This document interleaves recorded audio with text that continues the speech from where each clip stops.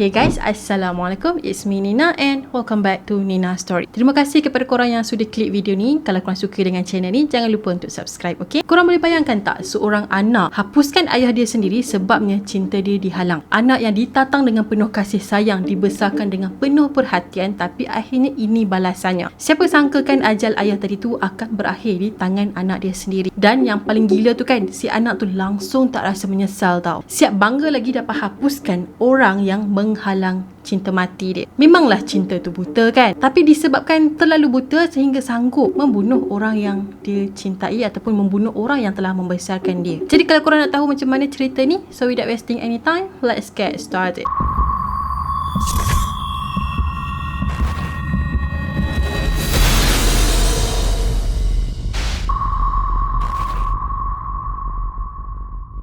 Dua orang remaja yang berasal dari Nevada telah dituduh membunuh seorang lelaki yang bernama Daniel berusia 40 tahun dengan cara menikam sebanyak 70 kali. Salah seorang remaja tadi adalah anak Daniel tu sendiri guys. Jadi anak dia adalah anak perempuan yang bernama Sarah yang baru berusia 16 tahun pada masa kejadian. So kes ni kan berlaku 2 tahun yang lepas. Jadi kalau ikutkan pada tahun ni, Sarah ni dah berusia 18 tahun. Manakala seorang lagi remaja tadi tu adalah boyfriend Sarah sendiri yang bernama Aaron yang berusia 18 tahun pada masa tu. Benda ni bermula apabila ayah Sarah yang bernama Daniel tadi tu kan tak setuju hubungan dia dengan Aaron. Padahal Sarah ni memang dah cinta mati dah dengan Aaron. Apa-apa pun yang terjadi, dia tetap nak Aaron je. Walaupun hubungan dia dihalang oleh ayah dia tak suka dengan Aaron, dia macam peduli apa kan. Bagi dia, Aaron tu adalah dunia dia yang sebenar. Disebabkan Daniel tak suka dengan Aaron tadi, so anak dia dengan boyfriend anak dia telah plan untuk menghapuskan Daniel tadi. Kemudian Daniel telah dijumpai ditikam sebanyak 70 kali di dalam sebuah beg dan telah pun dibakar. Disebabkan diorang ni amatur, buat kerja pun tak clean, tak pandai dalam bab-bab ni kan. So mudahlah pihak polis ni nak jejak diorang ataupun siapa yang buat dekat Daniel macam tu. Sebabnya diorang ni tinggal banyak sangat bukti di tempat kejadian tau. Dia macam diorang buat kerja tu tak habis. Diorang buat sikit, lepas tu dah lah benda ni macam dah tak boleh nak buat, so diorang tinggal je dekat situ. So polis pun jejaklah diorang ni melalui CCTV dan polis telah terjumpa satu telefon bimbit. Jadi dalam video tadi tu menunjukkan yang diorang berdua ni tengah berpelukan sambil baring macam tu dan diorang cakap, "Welcome back to our YouTube channel. Day 3 after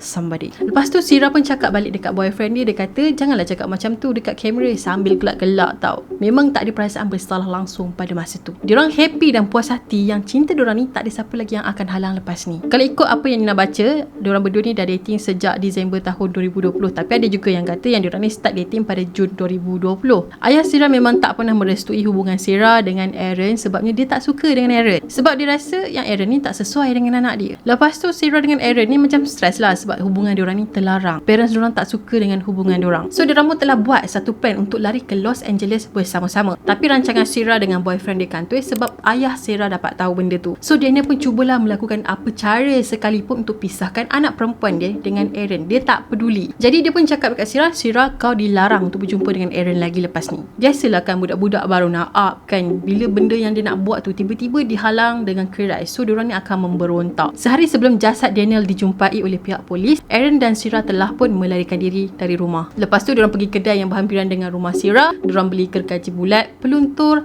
lighter, sarung tangan, pakai buang dan juga kain. Diorang juga telah mengeluarkan beratus-ratus dolar dari bank Daniel semata-mata untuk beli barang-barang tadi dan plan diorang untuk melarikan diri. Selepas diorang dah bunuh Daniel, diorang berdua tadi telah melarikan diri ke Salt Lake City di Utah. Dekat sinilah diorang kena tangkap semasa menaiki kereta Daniel. Maksudnya diorang dah bunuh Daniel, lepas tu diorang curi kereta Daniel and then melarikan diri. Masa tu diorang transit kejap dekat situ sebabnya diorang nak menuju ke Los Angeles and then diorang nak berkahwin dan memulakan hidup baru. Mudah kan plan diorang kan? Diorang ingat diorang boleh lepas macam tu je. Manakala family Sarah pula, iaitu nenek dia tu kan risau bila dia message Daniel, tapi Daniel ni macam tak respon, call pun tak angkat. Sebelum Sarah dengan Aaron melarikan diri ke Salt Lake City tadi tu kan, nenek dia ada message dekat Sarah nak bertanyakan tentang ayah dia. Kenapa ayah dia tak reply? Ayah dia pergi mana? Jadi Sarah pun reply lah message nenek dia. Dia cakap ayah okey, telefon dia rosak, malam esok ayah akan repair phone dia, jangan risau. Sebenarnya Daniel dah pun meninggal sebelum nenek Sarah message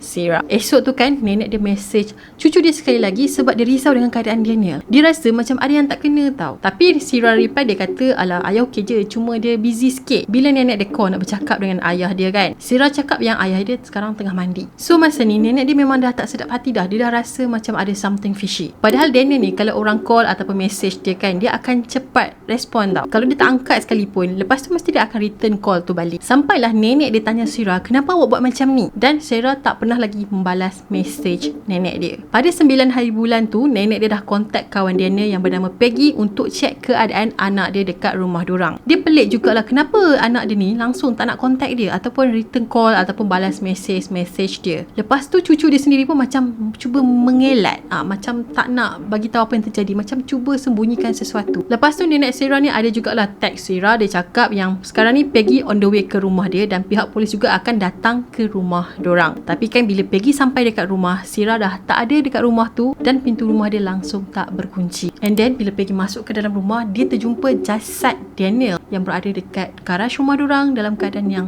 menyeramkan. Kemudian polis pun datanglah ke rumah tu dan dorang telah menjumpai jasad Daniel yang telah terbakar dari kepala sampailah kaki di garaj rumah dorang pada 9 April tahun 2021. Hasil daripada autopsi, badan dia telah melecur sebanyak 40% dan juga banyak kesan luka di bahagian kepala, leher dan juga badan. Sebanyak 42 tikaman di bahagian belakang badan dan kedua-dua paru Daniel telah tercucuk dengan benda yang tajam.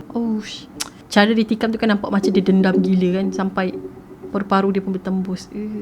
Dan ada satu lagi luka disebabkan oleh kekaji. So polis buat kesimpulan kemungkinan diorang ni nak potong badan Daniel, tapi diorang macam tak apalah, kita stop lah, kita tinggal je macam tu. Lepas tu kan barang-barang yang lain dia beli macam peluntur apa semua tu kan. So polis membuat kesimpulan juga kemungkinan diorang ni ada plan tau nak menghapuskan jasad Daniel tau. Dia macam tak dapat dikesan ke apa kan. Tapi disebabkan diorang ni amatur, dia macam okey lah, kita tinggallah benda ni, kita dah tak boleh buat lagi. Sebab itulah Nina kata awal tadi pihak polis jumpa banyak bukti dekat tempat kejadian. Kemudian Aaron dengan Sarah telah dituduh membunuh, membakar, merompak dan juga mencuri kad kredit. Bila hakim tanya dekat Sarah kenapa dia sanggup buat macam ni dekat ayah dia sendiri, jadi Sarah pun kata yang dia sangat takut dan trauma dengan ayah dia. Dia pun cakap ayah dia selalu pukul dia dan selalu memaksa dia untuk meminum arak. Kalau korang nak tahu, sebenarnya Daniel ni duda anak 3 dan telah bercerai dengan isteri dia yang bernama Elizabeth. Elizabeth ni adalah seorang ahli politik, iaitu dia merupakan senator negeri Nevada. So selepas diorang berdua bercerai, Mak Sarah ni mendapat hak penjagaan ke atas 3 orang anak dia pada tahun 2011. Lepas tu pada tahun 2020,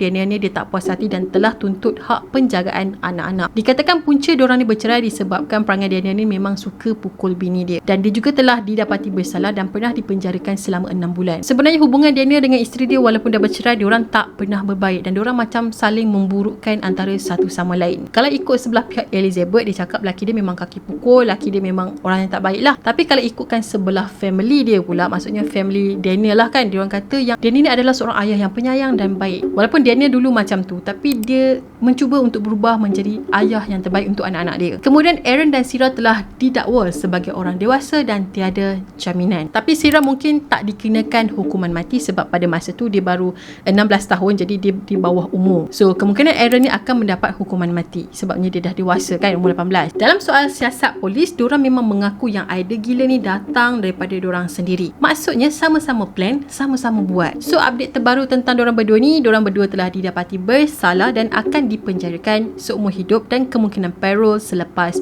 22 tahun. Okey guys, itu sajalah perkongsian Nina tentang kisah Aaron dan Sarah yang bercinta, membuta tuli, menonong je bercinta, sampaikan ayah sendiri pun dia sanggup bunuh sebabnya cinta diorang ni tak direstui dan dihalang.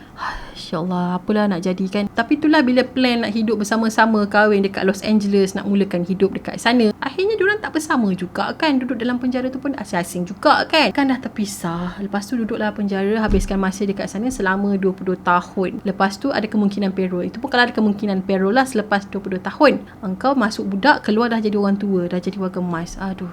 Jadi nasihat Nina dekat sini, cinta tu memang buta, tapi janganlah terlalu buta sampai tak dengar nasihat orang, okey? Kalau parents kita tak suka dengan partner kita, kita kena tengok balik kenapa parents kita tak suka dia. Adakah disebabkan dia ni ada perangai yang tak senonoh, ataupun dia ada latar belakang yang teruk ke apa ke. Benda tu bersebab tau parents kita tak suka. Tapi kalau dia okey-okey je, tak ada masalah kan, parents kita nak terima. Jadi sebelum korang nak kenal dengan seseorang, dah bercinta dengan dia and then nak pergi ke next step, korang kena betul-betul check latar belakang dia, okay? Jangan sembrono je kahwin. Dan kalau boleh, dengarlah nasihat parents kita kalau itu yang terbaik buat kita, okay? And that's it for today. Dan Nina harap korang suka dengan video yang Nina kongsikan pada hari ni. Kalau korang belum lagi subscribe channel Nina, korang boleh subscribe di bawah dan turn on notification juga supaya korang tak terlepas dengan video-video baru yang Nina akan upload. Dan jangan lupa juga untuk follow Nina di Instagram.